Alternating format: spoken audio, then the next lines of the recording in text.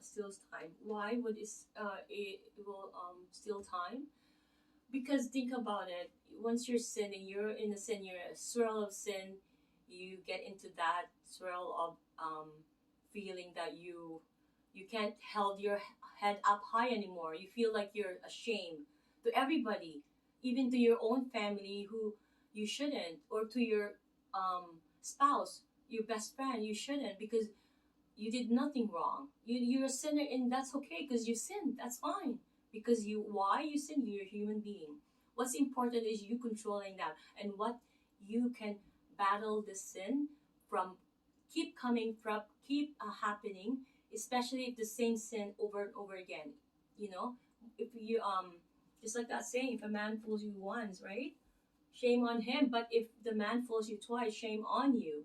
If you're committing the sin twice and you're not learning any experience, then shame on you, right? So of course, it will eventually steal your time. You're going to be focused on that. You're going to be in a dreary situation, in a dreary mood. You're not going to have that peace in you, and you're going to be thinking of that. So you're consumed by that. You're so consumed by your sin on how you can avoid the pain of being a sinner.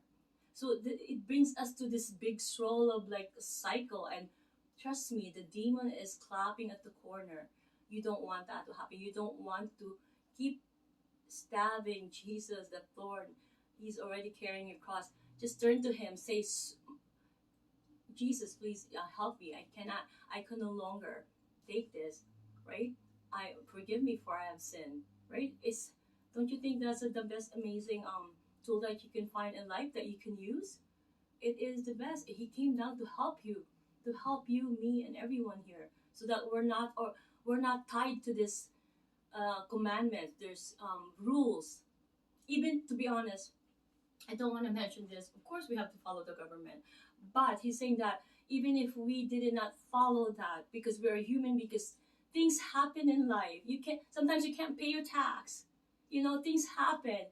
That doesn't mean you are not a child of God. It is so cruel. That commandment is so like there's no it's really tight. It's really I can't express the best word for it, but I don't know any slang much. My most of my education are I gained in the Philippines, and I continue here.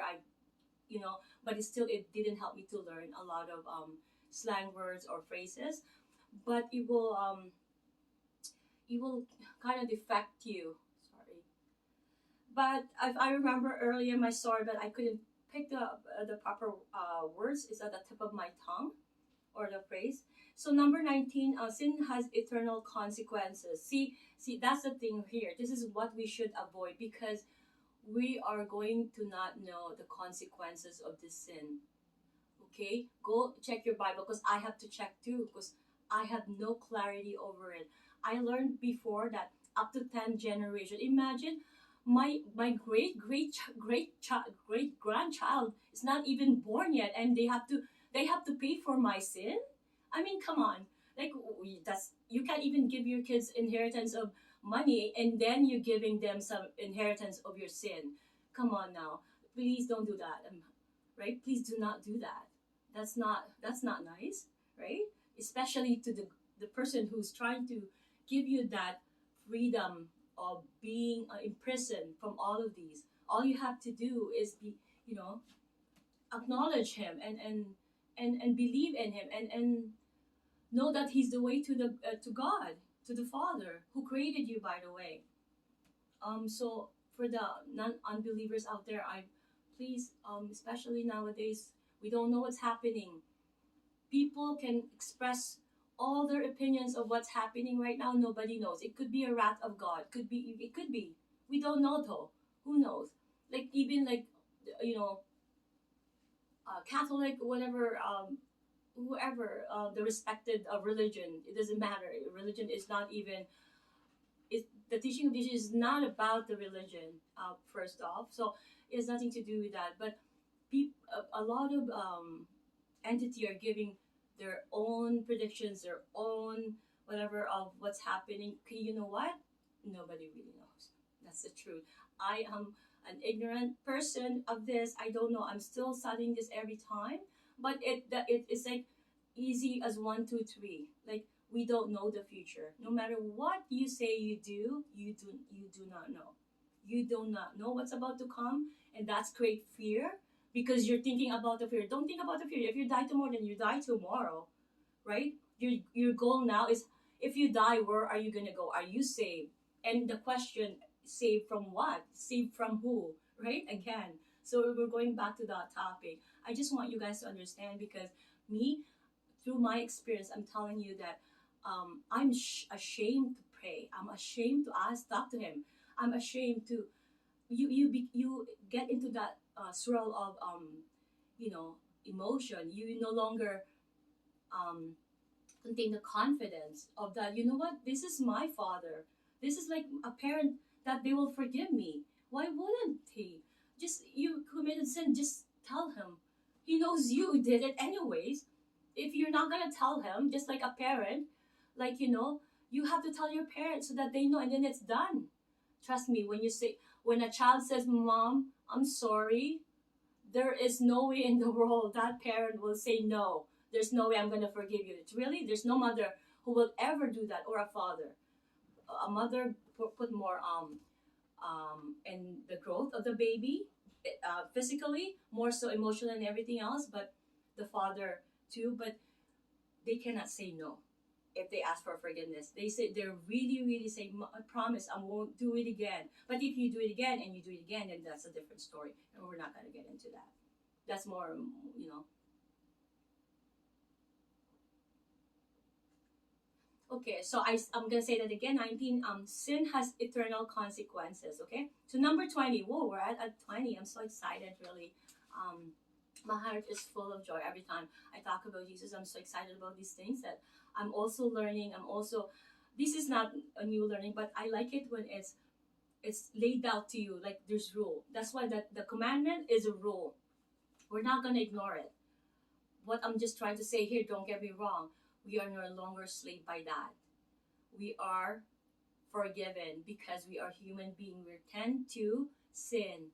Just tell your father sorry, and you have to make an effort not to do it again, and you will forgive it. Okay?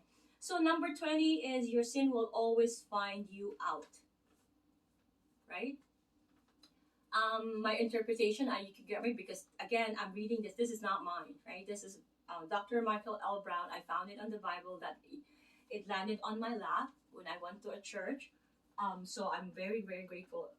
I'm always referring to my mom's Bible. Now it is my Bible. And this was all, there's so many things that I can't wait to share to you once I read them, because I haven't read this. So I have to read it too.